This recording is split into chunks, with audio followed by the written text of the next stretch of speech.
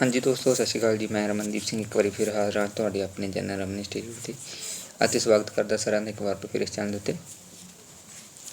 ਸੋ ਅੱਜ ਦੀ ਇਸ ਵੀਡੀਓ ਦੇ ਵਿੱਚ ਅਸੀਂ ਸੈਕੰਡ ਪਾਰਟ ਕਰ ਰਹੇ ਹੈਗੇ ਆਂਗੇ 19 ਨੰਬਰ ਜਿਹੜਾ ਚੈਪਟਰ ਹੈ ਕਮਿਊਨਿਟੀ ਮੀਟਸ ਹਿਊਮਨ ਨੀਡਸ, ਯਾਨੀ ਕਿ ਸਮੁਦਾਇ ਅਤੇ ਮਨੁੱਖੀ ਲੋੜਾਂ ਨੇ ਜਿਹੜੀਆਂ ਉਸ ਚੈਪਟਰ ਬਾਰੇ ਅਸੀਂ ਡਿਸਕਸ ਕਰ ਰਹੇ ਹੈਗੇ ਹਾਂ। ਪਹਿਲਾ ਚੈਪਟਰ ਜਿਹੜਾ ਪਹਿਲਾ ਪਾਰਟ ਅਸੀਂ ਉਹ ਅਪਲੋਡ ਕਰ ਚੁੱਕੇ ਹਾਂ। ਸੈਕੰਡ ਪਾਰਟ ਹੈਗਾ 6th ਕਲਾਸ ਦੀ ਹੈਗੇ ਪੰਜਾਬ ਬੋਰਡ ਦੀ SST ਦਾ ਸਟ੍ਰਿਕਸ ਦਾ ਚੈਪਟਰ ਫਸਟ ਹੈਗਾ ਔਰ SST ਦੀ ਬੁੱਕ ਦੇ ਵਿੱਚੋਂ ਟੋਟਲ ਜਿਹੜਾ ਅਸੀਂ ਗੱਲ ਕਰਦੇ ਹਾਂ 19 ਚੈਪਟਰ ਹੈਗਾ।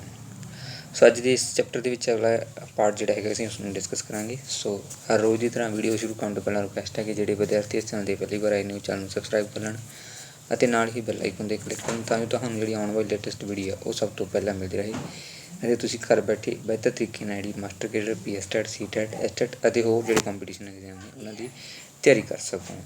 ਸੋ ਅਸੀਂ ਇੱਕ ਸੀਰੀਜ਼ ਜਿਹੜੀ ਸ਼ੁਰੂ ਕਰ ਰਹੇ ਹੈਗੇ ਹਾਂ ਜਿਹਦੇ ਵਿੱਚ ਕੀ ਹੈਗਾ 6th ਕਲਾਸ ਤੋਂ ਲੈ ਕੇ 12th ਤੱਕ ਦੀ ਜਿਹੜੀ ਪੰਜਾਬ ਬੋਰਡ ਅਤੇ NCERT ਦੀਆਂ ਜਿਹੜੀਆਂ ਚੈਪਟਰ ਨੇ ਉਹਨਾਂ ਨੂੰ ਡਿਸਕਸ ਕਰਾਂਗੇ ਜੋ ਕਿ ਹਰ ਇੱਕ ਐਗਜ਼ਾਮ ਦੇ ਲਈ ਇੱਕ ਇੰਪੋਰਟੈਂਟ ਰੋਲ ਅਦਾ ਕਰਦੇ ਨੇ। ਸੋ ਸ਼ੁਰੂਆਤ ਕਰਦੇ ਹਾਂ ਅੱਜ ਦਾ ਸੈਕੰਡ ਪਾਰਟ।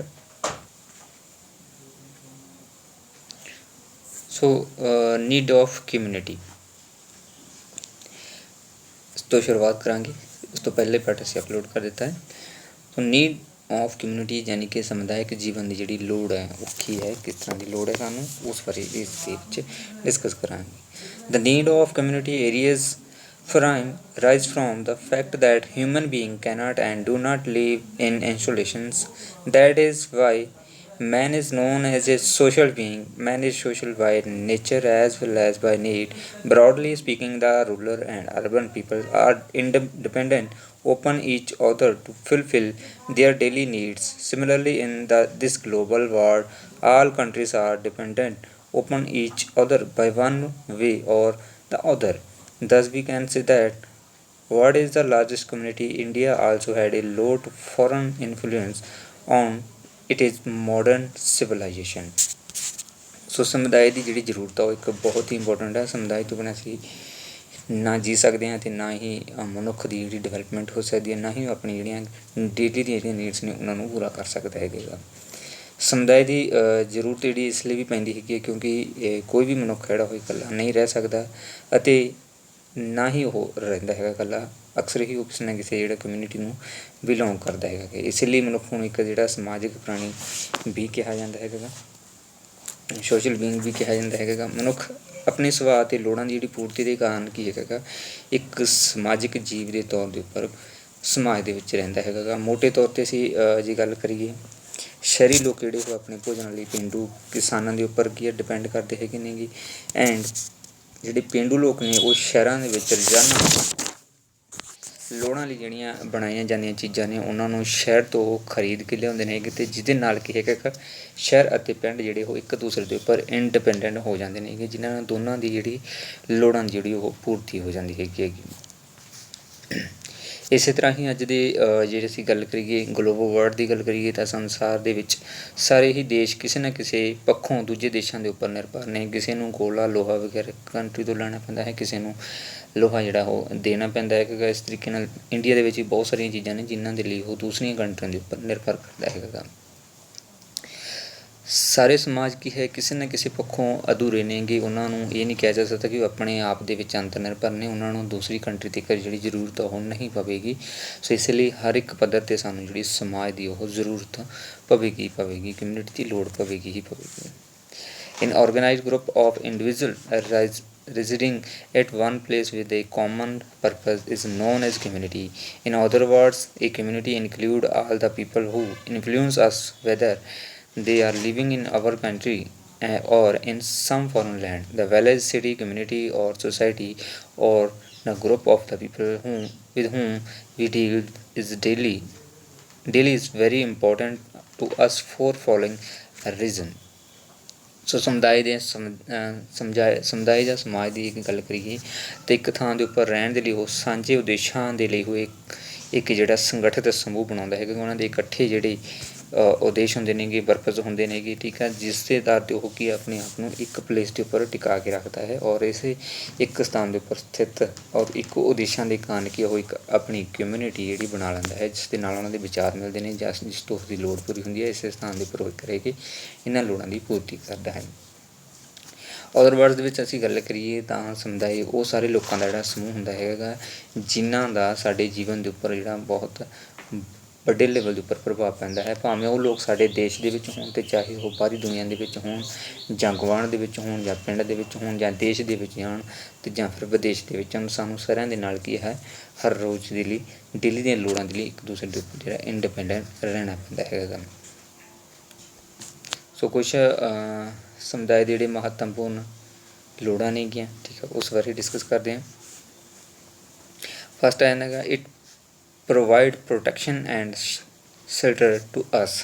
ਸੋ ਸਾਨੂੰ ਜਿਹੜੀ ਕਮਿਊਨਿਟੀ ਹੈਗੀ ਉਹ ਕੀ ਕਰਦੀ ਹੈ, ਘਰ ਪ੍ਰੋਵਾਈਡ ਕਰਦੀ ਹੈਗੀ ਕਿ ਇੱਕ ਸੁਰੱਖਿਆ ਪ੍ਰਦਾਨ ਕਰਦੀ ਹੈ ਜਿੱਥੇ ਅਸੀਂ ਨਿਸ਼ਚਿਤ ਹੋ ਕੇ ਇੱਕ ਏਰੀਏ ਦੇ ਵਿੱਚ ਰਹਿ ਲੈਂਦੇ ਹੈਗੇ, ਸਾਨੂੰ ਕਿਸੇ ਪ੍ਰਕਾਰ ਦੀ ਡਰ ਨਹੀਂ ਰਹਿੰਦਾ ਹੈਗਾ, ਸਾਨੂੰ ਇੱਕ ਆਵਾਸ ਜਿਹੜਾ ਮਿਲ ਜਾਂਦਾ ਹੈਗਾ। ਨੈਕਸਟ ਹੈ it fulfil our needs of foods, clothing, housing and education. ਸਾਨੂੰ ਡੇਲੀ ਦੀਆਂ ਜਿਹੜੀਆਂ ਲੋੜਾਂ ਨੇ ਜਿਵੇਂ ਕਿ ਫੂਡ ਹੋ ਗਿਆ ਉਹ ਪ੍ਰੋਵਾਈਡ ਹੁੰਦਾ ਹੈਗਾ ਕਮਿਊਨਿਟੀ ਦੇ ਵਿੱਚੋਂ, ਕੱਪੜੇ ਪ੍ਰੋਵਾਈਡ ਹੁੰਦੇ ਹੈਗੇ ਨੇ, ਹਾਊਸਿੰਗ ਹੋ ਗਿਆ, ਐਜੂਕੇਸ਼ਨ ਹੋ ਗਿਆ, ਇਹ ਚੀਜ਼ਾਂ ਸਾਨੂੰ ਕਮਿਊਨਿਟੀ ਦੇ ਵਿੱਚੋਂ ਹੀ ਦੇਖਣ ਨੂੰ ਮਿਲਦੀਆਂ ਹੈਗੀਆਂ ਨੇ। It enables us to exchange our ideas and knowledge with others and thus further develop culture and civilization। ਸਾਡੇ ਵਿਚਾਰਾਂ ਅਤੇ ਗਿਆਨਾਂ ਦਾ ਜਿਹੜਾ ਆਦਾਨ ਪ੍ਰਦਾਨ ਵੀ ਹੁੰਦਾ ਇੱਕ ਦੂਸਰੇ ਦੇ ਨਾਲ ਅਸੀਂ ਸ਼ੇਅਰ ਕਰਦੇ ਹੈਗੇ ਹਾਂ। ਸਾਡੀ ਸੰਸਕ੍ਰਿਤੀ ਅਤੇ ਸੱਭਿਅਤਾ ਦਾ ਵੀ ਕੀ ਇਸ ਦੇ ਨਾਲ ਵਿਕਾਸ ਹੋਊਗਾ ਜਦੋਂ ਅਸੀਂ ਵਿਚਾਰ ਅਤੇ ਗਿਆਨ ਇੱਕ ਦੂਸਰੇ ਦੇ ਨਾਲ ਐਕਸਚੇਂਜ ਕਰਾਂਗੇ। It provide us opportunity to develop values and virtues by our personal experience। ਸੋ ਸਾਡੇ ਵਿੱਚ ਜਿਹੜੀਆਂ ਲੋੜੀਆਂ ਕਦਰਾਂ ਕੀਮਤਾਂ ਅਤੇ ਗੁਣਾਂ ਦਾ ਜਿਹੜਾ ਨਾਲ ਕੀ ਹੈਗਾ ਡਿਵੈਲਪ ਹੁੰਦਾ ਹੈਗਾ, ਡਿਵੈਲਪਮੈਂਟ ਹੁੰਦੀ ਹੈਗੀ। ਸੋ ਇਹ ਸੀਗੀ ਨੀਡ। ਨੈਕਸਟ ਆ ਜਾਂਦਾ ਹੈਗਾ ਆਵਰ ਡਿਊਟੀਜ਼ ਟੂਵਰਡ ਕਮਿਊਨਿਟੀ। ਸੋ ਦੇਸ਼ ਅਤੇ ਕੌਮ ਜਾਂ ਸਮੁਦਾਇ ਦੇ ਲਈ ਜਿਹੜੇ ਸਾਡੇ ਫਰਜ਼ ਕੀ ਨੇ। ਇੱਕ ਤਾਂ ਪਹਿਲਾਂ ਅਸੀਂ ਗੱਲ ਕੀਤੀ ਲੋੜ ਦੀ ਕਿ ਸਾਨੂੰ ਲੋੜਾਂ ਕੀ ਨੇ ਸਮੁਦਾਇ ਦੇ ਵਿੱਚ ਰਹਿਣ ਦੇ ਲਈ। ਹੁਣ ਅਸੀਂ ਗੱਲ ਕਰਾਂਗੇ ਕਿ ਸਾਡੇ ਫਰਜ਼ ਕੀ ਨੇ ਸਮੁਦਾਇ ਦੇ ਵਿੱਚ ਰਹਿ ਕੇ ਅਸੀਂ ਕਿਹੜੇ ਰੋਲ ਜਿਹੜੇ ਅਦਾ ਕਰ ਸਕਦੇ ਹੈਗੇ ਆ।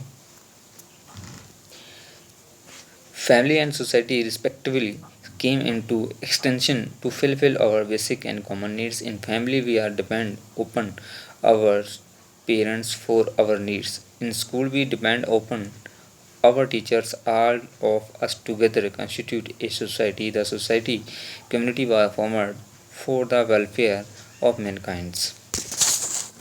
ਸੋ ਪਰਿਵਾਰ ਜਿਹੜਾ ਉਹ ਸਾਡੀਆਂ ਮੁੱਢਲੀਆਂ ਲੋੜਾਂ ਪੂਰੀਆਂ ਕਰਦਾ ਹੈਗਾ ਗਾ, ਠੀਕ ਆ। ਸਾਡੇ ਸਮਾਜ ਦੀਆਂ ਜਿਹੜੀਆਂ ਸਾਂਝੀਆਂ ਲੋੜਾਂ ਨੇਗੀਆਂ ਉਹਨਾਂ ਦੀ ਪੂਰਤੀ ਲਈ ਵੀ ਜਿਹੜੀ ਸਾਨੂੰ ਸਮੁਦਾਇ ਦੀ ਲੋੜ ਪੈਂਦੀ ਹੈਗੀ ਆ। ਪਰਿਵਾਰ ਵਿੱਚ ਅਸੀਂ ਆਪਣੇ ਮਾਤਾ ਪਿਤਾ 'ਤੇ ਨਿਰਭਰ ਰਹਿੰਦੇ ਹਾਂ, ਸਕੂਲ ਵਿੱਚ ਅਸੀਂ ਆਪਣੇ ਅਧਿਆਪਕਾਂ ਦੇ ਉੱਪਰ ਨਿਰਭਰ ਰਹਿੰਦੇ ਹੈਗੇ ਹਾਂ ਔਰ ਸਾਡੇ ਸਾਰਿਆਂ ਦੇ ਸਮੂਹ ਦੇ ਨਾਲ ਕੀ ਹੈਗਾ ਇੱਕ ਜਿਹੜਾ ਸਮਾਜ ਜਾਂ ਸੋਸਾਇਟੀ ਕਮਿਊਨਿਟੀ ਜਿਹੜੀ ਉਹ ਬਣਦੀ ਹੈਗੀ ਹੈ। ਇਹ ਸਮਾਜ ਜਿਹੜਾ ਉਹ ਮਨੁੱਖ ਦੀ ਭਲਾਈ ਦੇ ਲਈ ਹੀ ਹੋਂਦ ਦੇ ਵਿੱਚ ਆਉਂਦਾ ਹੈ ਕਿਉਂਕਿ ਮਨੁੱਖ ਨੂੰ ਜਿਹੜੀਆਂ ਡੇਲੀ ਦੀਆਂ ਲੋੜਾਂ ਦੀ ਪੂਰਤੀ ਕਰਨ ਦੇ ਲਈ ਕਮਿਊਨਿਟੀ ਦੇ ਉੱਪਰ ਹੀ ਡਿਪੈਂਡ ਰਹਿਣਾ ਪੈਂਦਾ ਹੈਗਾ। ਅਸੀਂ ਕਮਿਊਨਿਟੀ ਤੋਂ ਬਿਨਾਂ ਬਿਲਕੁਲ ਵੀ ਜਿਹੜਾ ਜੀ ਨਹੀਂ ਸਕਦੇ ਹੈਗੇ। Every human being is important part of his society. ਹਰੇਕ ਇਨਸਾਨ ਦੇ ਜਿਹੜੇ ਆਪਣੇ ਸਮਾਜ ਦਾ ਇੱਕ ਮਹੱਤਵਪੂਰਨ ਹਿੱਸਾ ਹੁੰਦੇ ਹੈਗੇ ਨੇ। We can say that human life is not possible without the society. We all contribute for the welfare of our family, school, community and the society as we whole in one way or the other. We all live in cooperations. We express and share our joys and sorrows with other member of our society or community। ਸੋ ਅਸੀਂ ਸਾਰੇ ਜਿਹੜੇ ਪਰਿਵਾਰ ਦੇ ਵਿੱਚ ਰਹਿੰਦੇ ਹਾਂ, school ਦੇ ਵਿੱਚ, ਪਿੰਡ ਦੇ ਵਿੱਚ, ਸ਼ਹਿਰ ਜਾਂ ਬਾਕੀ ਕਿਸੇ ਵੀ ਸਮਾਜ ਦੇ ਵਿੱਚ ਰਹਿੰਦੇ ਹੈਗੇ ਹਾਂ, ਠੀਕ ਹੈ। ਅਸੀਂ ਸਾਰੇ ਹੀ ਸਮਾਜ ਭਲਾਈ ਲਈ ਕੁਝ ਨਾ ਕੁਝ ਜ਼ਰੂਰ ਕਰਦੇ ਰਹਿੰਦੇ ਹਾਂ ਤਾਂ ਜੋ ਕੀ ਹੈ ਸਭ ਨੂੰ ਕੀ ਹੈਗਾ ਇੱਕ ਡਿਵੈਲਪਮੈਂਟ ਕਰਨ ਦਾ ਜਿਹੜਾ ਮੌਕਾ ਮਿਲੇ। ਇੱਕ ਦੂਸਰੇ ਦੇ ਵਿੱਚ ਅਸੀਂ ਮਿਲਵਰਤਨ ਵੀ ਰੱਖਦੇ ਹੈਗੇ ਹਾਂ, ਇੱਕ ਦੂਸਰੇ ਨਾਲ ਮਿਲ ਕੇ ਵੀ ਰਹਿੰਦੇ ਹੈਗੇ ਹਾਂ, ਠੀਕ ਹੈ। ਅਤੇ ਆਪਣੇ ਦੁੱਖ ਸੁੱਖ ਵੀ ਆਪਣੇ ਸਮਾਜ ਦੇ ਵਿੱਚ ਰਹਿੰਦੇ ਲੋਕਾਂ ਦੇ ਨਾਲ ਸਾਂਝੇ ਕਰਦੇ ਹਾਂ ਤਾਂ ਜੋ ਅਸੀਂ ਇੱਕ ਚੰਗੇ ਤਰੀਕੇ ਨਾਲ ਆਪਣੀ ਲਾਈਫ ਨੂੰ ਜੀ ਸਕੀਏ। ਅਸੀਂ ਸਾਰੇ ਹੀ ਆਪਣੇ ਸਮੁਦਾਇ ਜਾਂ ਸਮਾਜ ਜਾਂ ਕਮਿਊਨਿਟੀ ਦੇ ਕਿਸੇ ਨਾ ਕਿਸੇ ਤਰੀਕੇ ਨਾਲ ਅਣਇੱਕੜਵੇਂ ਅੰਗ ਜਿਹੜੇ ਹੈਗੇ ਆ ਇੱਕ ਜ਼ਰੂਰੀ ਭਾਗ ਅਸੀਂ ਹੈਗੇ। ਨੈਕਸਟ ਆਉਂਦਾ when we get so much from our country, our society or nation, it is our foremost duty to give our best self to it. We must be loyal and obey the rules formed by the community or our country. We must pay taxes regularly to ensure that our country administration run efficiently. We should cooperate with it all level and it at all times. ਸੋ ਜਦੋਂ ਸਾਨੂੰ ਆਪਣੇ ਸਮੁਦਾਇ ਜਾਂ ਸਮਾਜ ਜਾਂ ਆਪਣੀ ਕੌਮ ਦੇ ਲਈ ਇੰਨਾ ਕੁਝ ਜਿਹੜਾ ਸਰਵਿਸ ਜਿਹੜੀਆਂ ਸਾਨੂੰ ਪ੍ਰੋਵਾਈਡ ਹੁੰਦੀਆਂ ਹੈਗੀਆਂ ਨੇ, ਤਾਂ ਸਾਡਾ ਵੀ ਕਿਤੇ ਨਾ ਕਿਤੇ ਕੋਈ ਨਾ ਕੋਈ ਫਰਜ਼ ਬਣਦਾ ਹੈ ਕਿ ਅਸੀਂ ਸਮਾਜ ਪ੍ਰਤੀ ਉਸ ਨੂੰ ਚੰਗੇ ਤਰੀਕੇ ਨਾਲ ਨਿਭਾਈਏ, ਉਸ ਫਰਜ਼ ਨੂੰ, ਉਸ ਡਿਊਟੀ ਨੂੰ ਨਿਭਾਈਏ। ਸਾਡਾ ਫਰਜ਼ ਹੈ ਕਿ ਅਸੀਂ ਆਪਣੇ ਸਮਾਜ ਦੇ ਪ੍ਰਤੀ ਹਮੇਸ਼ਾ ਜਿਹੜੇ ਵਫਾਦਾਰ ਰਹੀਏ, ਉਸ ਦੇ ਨਾਲ ਪਿਆਰ ਕਰੀਏ ਅਤੇ ਇੱਕ ਲਾਹੇਵੰਦ ਨਾਗਰਿਕ ਬਣ ਕੇ ਸਮਾਜ ਦੇ ਵਿੱਚ ਵਿਚਰੀਏ। ਸਾਰਿਆਂ ਦੀ ਭਲਾਈ ਬਾਰੇ ਅਸੀਂ ਸੋਚੀਏ। ਸਾਨੂੰ ਆਪਣੀ ਸਰਕਾਰ ਨੂੰ ਟੈਕਸ ਜਿਹੜੇ ਉਹ ਇਮਾਨਦਾਰੀ ਦੇ ਨਾਲ ਅਦਾ ਕਰਨੇ ਚਾਹੀਦੇ ਹਨ, ਤਾਂ ਜੋ ਕਿ ਸਾਡੀ ਜਿਹੜੀ ਕੰਟਰੀ ਆ ਉਹ ਚੰਗੇ ਤਰੀਕੇ ਦੇ ਨਾਲ ਡਿਵੈਲਪਮੈਂਟ ਜਿਹੜੀ ਕਰ ਸਕੇ। ਇਸੇ ਤਰ੍ਹਾਂ ਦੇਸ਼ ਦੀ ਰੱਖਿਆ ਦੇ ਲਈ ਸਾਨੂੰ ਹਰ ਤਰ੍ਹਾਂ ਦੀ ਜਿਹੜੀ ਕੁਰਬਾਨੀ ਦੇਣ ਦੇ ਲਈ ਹਮੇਸ਼ਾ ਤਿਆਰ ਰਹਿਣਾ ਚਾਹੀਦਾ ਹੈ। ਨਵੇਂ ਸਾਨੂੰ ਰਿਸਰਚ ਵੀ ਕਰਨੇ ਚਾਹੀਦੇ ਹੈ, ਤਾਂ ਜੋ ਸਾਡੀ ਕੰਟਰੀ ਬਾਕੀ ਕੰਟਰੀਆਂ ਦੀ ਜਿਹੜੀ ਬਰਾਬਰ ਆ ਜਾਵੇ। ਸੋਸਾਇਟੀ ਦੇ ਵਿੱਚ ਰਹਿ ਕੇ ਅਸੀਂ ਇੱਕ ਚੰਗੀ ਸੰਰਚਨਾ ਜਿਹੜੀ ਕਰ ਸਕੀਏ, ਇੱਕ ਚੰਗੀ ਥੋਟਸ ਜਿਹੜੇ ਉਹ ਡਿਵੈਲਪਮੈਂਟ ਕਰ ਸਕੀਏ। To become a good human being, we must be a good citizen of our country. It is our foremost duty to be a good Indian and do whatever we can for progress and prosperity of our nations. We should also protect our natural and social environment from pollution. ਸੋ ਇੱਕ ਚੰਗਾ ਇਨਸਾਨ ਬਣਨ ਦੇ ਲਈ ਸਾਨੂੰ ਆਪਣੇ ਸਮਾਜ ਦੇ ਵਿੱਚ ਜਿਹੜੇ ਚੰਗੇ ਨਾਗਰਿਕਾਂ ਵਾਲੇ ਜਿਹੜੇ ਗੁਣ ਆ ਉਹ ਕਰਨੇ ਚਾਹੀਦੇ ਨੇ ਅਤੇ ਉਸ ਨੂੰ ਚੰਗੇ ਤਰੀਕੇ ਦੇ ਨਾਲ ਨਿਭਾਉਣਾ ਵੀ ਚਾਹੀਦਾ ਹੈਗਾ। ਸਾਡਾ ਫਰਜ਼ ਹੈ ਕਿ ਅਸੀਂ ਭਾਰਤ ਦੀ ਜਿਹੜੀ ਤਰੱਕੀ ਕਰਵਾਈਏ, ਉਸ ਦੀ ਖੁਸ਼ਹਾਲੀ ਦੇ ਵਿੱਚ ਵੱਧ ਤੋਂ ਵੱਧ ਜਿਹੜਾ ਯੋਗਦਾਨ ਪਾਈਏ, ਤਾਂ ਜੋ ਸਾਡੀ ਕੰਟਰੀ ਡਿਵੈਲਪ ਹੋ ਸਕੇ ਅਤੇ ਆਪਣੇ ਸਮਾਜਿਕ ਅਤੇ ਕੁਦਰਤੀ ਵਾਤਾਵਰਨ ਨੂੰ ਪ੍ਰਦੂਸ਼ਿਤ ਹੋਣ ਤੋਂ ਬਚਾ ਕੇ। ਇਹ ਸਾਡੀ ਇੱਕ ਬਹੁਤ ਹੀ ਇੰਪੋਰਟੈਂਟ ਜਿਹੜੀ ਡਿਊਟੀ ਆ ਉਹ ਬਣ ਜਾਂਦੀ ਹੈਗੀ ਸਮਾਜ ਦੇ ਲਈ। ਨੈਕਸਟ ਆਉਂਦਾ ਹੈਗਾ ਕਲਚਰ ਡਾਇਵਰਸਿਟੀ ਆਫ ਇੰਡੀਆ, ਭਾਰਤੀ ਸੱਭਿਆਚਾਰਕ ਵਿਭਿੰਨਤਾਵਾਂ। ਸੋ ਭਾਰਤ ਜਿਹੜਾ ਉਹ ਅਸੀਂ ਬਚਪਨ ਤੋਂ ਹੀ ਪੜ੍ਹਦੇ ਆਉਂਦੇ ਹੈਗੇ ਹਾਂ ਕਿ ਭਾਰਤ ਵਿਭਿੰਨਤਾਵਾਂ ਦਾ ਦੇਸ਼ ਹੈ। ਬਹੁਤ ਸਾਰੀਆਂ ਲੈਂਗੁਏਜ, ਬਹੁਤ ਸਾਰੇ ਕਲਚਰਸ, ਬਹੁਤ ਸਾਰੇ ਪਹਿਰਾਵਾ, ਡਰੈਸਿਸ, ਬਹੁਤ ਸਾਰਾ ਫੂਡ ਜਿਹੜਾ ਅਲੱਗ ਹੈਗਾ ਪੂਰੇ ਭਾਰਤ ਦੇ ਵਿੱਚ। ਇਸ ਸਾਰੇ ਨੂੰ ਅਸੀਂ ਡਿਫਰੈਂਸ ਦੇ ਨਾਮ ਜਾਣਦੇ ਹਾਂ, ਯਾਨੀ ਕਿ ਡਾਇਵਰਸਿਟੀ ਆਫ ਇੰਡੀਆ ਦੇ ਨਾਮ ਜਾਣਦੇ ਹਾਂ।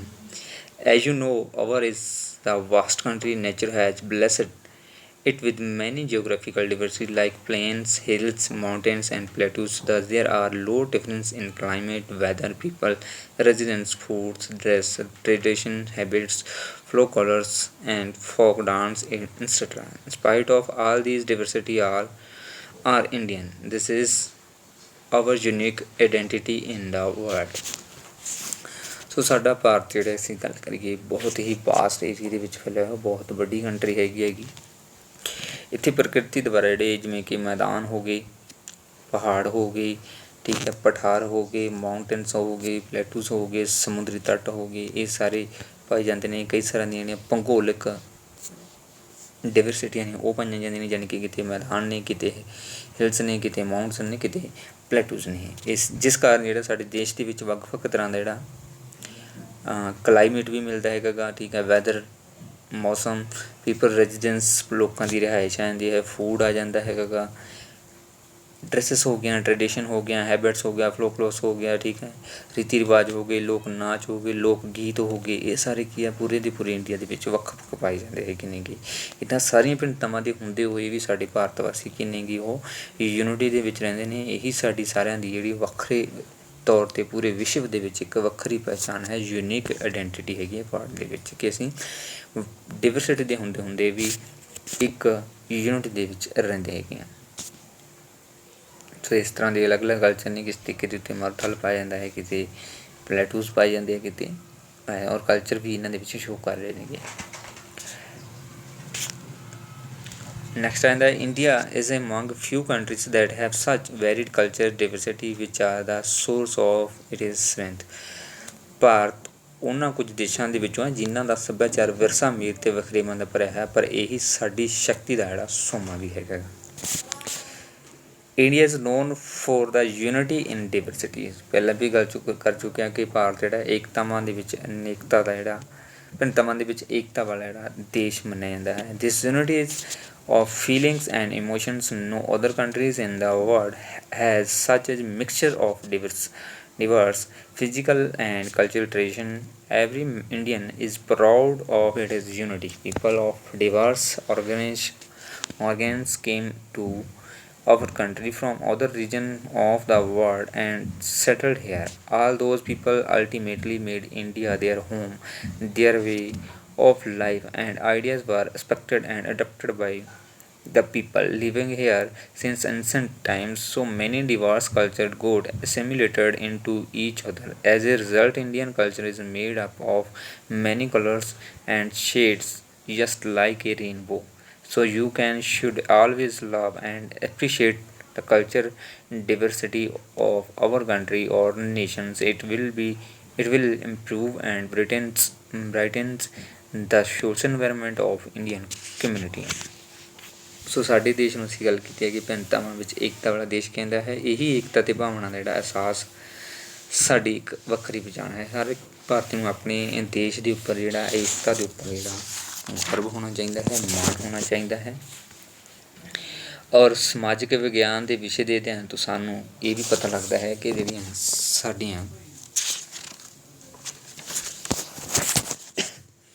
ਜਿਹੜੀਆਂ ਸਾਡੇ ਦੇਸ਼ ਦੇ ਵਿਕਾਸ ਵਿੱਚ ਵੱਖ-ਵੱਖ ਸਮੂਹ ਜਾਂ ਭਿੰਨਤਾਵਾਂ ਦੇ ਬਾਵਜੂਦ ਵੀ ਅਸੀਂ ਮਹੱਤਵਪੂਰਨ ਜਿਹੜਾ ਯੋਗਦਾਨ ਪਾ ਰਹੇ ਹੈਗੇ ਹਾਂ। ਇਹ ਸੱਭਿਆਚਾਰਕ ਸਾਂਝ ਦੇ ਮਹੱਤਵ ਨੂੰ ਸਮਝਣ ਦੇ ਲਈ ਸਾਡੇ ਦੇਸ਼ ਵਿੱਚ ਪਿਆਰ ਅਤੇ ਦੇਸ਼ ਭਗਤੀ ਦੀ ਭਾਵਨਾ ਜਿਹੜੀ ਉਹ ਪੈਦਾ ਹੁੰਦੀ ਹੈ ਅਤੇ ਅਸੀਂ ਸਾਰੇ ਜਿਹੜੇ ਭਾਰਤੀ ਹਾਂ ਉਹ ਆਪਣੇ ਅਮੀਰ ਸੱਭਿਆਚਾਰ ਵਿਰਸੇ ਦੇ ਫ਼ਖਰ ਮਹਿਸੂਸ ਜਿਹੜੀ ਉਹ ਕਰਦੇ ਹੈਗੇ ਹੈਗੇ। ਯਾਨੀ ਕਿ ਅਸੀਂ ਹਰ ਇੱਕ ਪੱਖੋਂ ਅਲੱਗ ਹੁੰਦੇ ਹੋਏ ਵੀ ਅਲੱਗ-ਅਲੱਗ ਲੈਂਗੁਏਜ ਬੋਲਦੇ ਹਾਂ, ਅਲੱਗ-ਅਲੱਗ ਕਲਚਰ ਨੇ ਸਾਡੇ, ਅਲੱਗ-ਅਲੱਗ ਡਾਂਸ ਨੇ, ਅਲੱਗ-ਅਲੱਗ ਫੂਡ ਨੇ, ਅਲੱਗ-ਅਲੱਗ ਡਰੈਸਿਸ ਨੇ ਸਾਡੀਆਂ, ਅਲੱਗ-ਅਲੱਗ ਲੈਂਡ ਫੋਮ ਨੇਗੇ ਸਾਡੇ ਔਰ ਅਲੱਗ ਤਰ੍ਹਾਂ ਦਾ ਕਲਾਈਮੇਟ ਹੈ। ਬਟ ਫਿਰ ਵੀ ਅਸੀਂ ਪੂਰੇ ਦੇ ਪੂਰੇ ਕੀ ਹੈ ਇੰਡੀਆ ਦੇ ਲਈ ਹਮੇਸ਼ਾ ਜਿਹੜੇ ਲੜਨ ਦੇ ਲਈ, ਹਮੇਸ਼ਾ ਇੰਡੀਆ ਨੂੰ ਪਿਆਰ ਕਰਨ ਦੇ ਲਈ ਹਮੇਸ਼ਾ ਔਰ ਇੰਡੀਆ ਦੀ ਸਪੋਰਟ ਦੇ ਵਿੱਚ ਹਮੇਸ਼ਾ ਖੜ੍ਹੇ ਰਹਿੰਦੇ ਹਾਂ। ਅਸੀਂ ਜਦੋਂ ਵੀ ਸਾਡੇ ਉੱਪਰ ਕੋਈ ਮੁਸੀਬਤ ਹੁੰਦੀ ਹੈ ਤਾਂ ਅਸੀਂ ਹਮੇਸ਼ਾ ਜਿਹੜੇ ਉਹ ਇੱਕ ਹੋ ਜਾਂਦੇ ਹੈਗੇ ਹਾਂ। Study of social science tells us that how all different community living in our country have contributed significance to our culture, making us all one and united as Indian. This understanding in turn informs in us the spirit of patriotism, nationalism, and enables us to feeling proud of heritage. So ਸਾਨੂੰ ਮਾਣ ਹੈ ਕਿ ਅਸੀਂ ਭਾਰਤੀ ਹਾਂ। ਇਸ ਬਾਰੇ ਨੂੰ ਪਹਿਲਾਂ ਹੀ ਡਿਸਕਸ ਕਰ ਲੈਤਾ ਹੈ। ਸੋ ਇਹ ਸੀਗਾ ਅੱਜ ਸਾਡਾ 19 chapter number community meets human needs. So ਇਹ ਕੰਪਲੀਟ ਹੋ ਚੁੱਕੇ ਹੈ। So thank you very much ਜੀ। ਕਰ ਵੀਡੀਓ ਅੱਛੀ ਲੱਗੇ ਤਾਂ ਲਾਈਕ ਜ਼ਰੂਰ ਕਰ ਦਿਓ ਔਰ ਨਾਲ ਹੀ ਵੱਧ ਤੋਂ ਵੱਧ ਜਿਹੜੇ ਡਿਫਰੈਂਸ ਦੇ ਵਿੱਚ ਜਿਹੜਾ ਸਰਕਲ ਦੇ ਵਿੱਚ ਸ਼ੇਅਰ ਜ਼ਰੂਰ ਕਰ ਦਿਓ। Thank you very much.